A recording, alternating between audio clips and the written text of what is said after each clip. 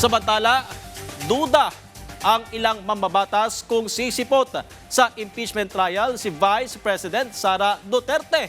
Yan ang ulat ni Elijah Canlas.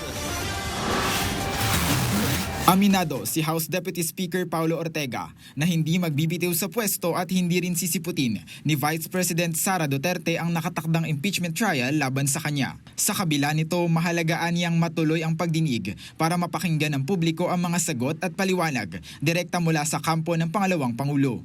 Paliwanag ni Congressman Ortega, posibleng bahagi pa rin ng estratehiya ng defense team ang hindi pagsipot sa ginagawang paglilitis.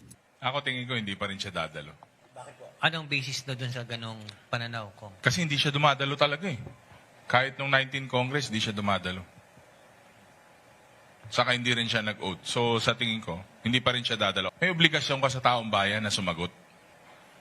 You're held to a higher standard than regular people, regular politicians.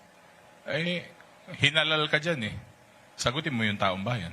Kaugnay nito, sinabi niya na bagamat isang strategic option, ang pagre-resign ay hindi niya inaasahan na anumang pagkakataon ay gagawin ito ng bise. Dagdag pa niya, iniiwasan lamang ng kampo ni Duterte na magkaroon ng full-blown trial, kaya sinusubukan nilang ipadismiss ang kaso.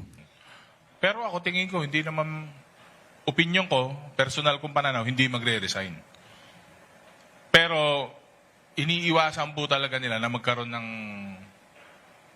trial. Kaya nga po parang nung umpisa gusto nila madismiss sa hearings ng House, kung pwedeng magawa ng paraan na madismiss sa Senado. Binigyang diin ni Ortega na hindi aniya matatakbuhan ni Duterte ang pananagutan sa taong bayan sa pamamagitan lamang ng hindi pagharap sa pagdinig.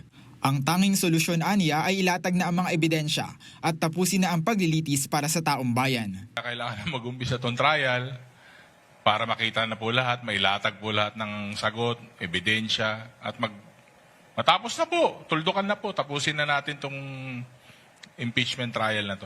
Samantala, tiniyak niya na handa na ang House Prosecutor sa anumang senaryo maging sa posibilidad ng pagkaantala sa pagpapatuloy ng kaso. Sa oras na masimulan ng paglilitis ay malaking kalinawan umano ito sa mga agam-agam at tanong na bumabalot sa publiko. Elijah Canlas para sa Bayan.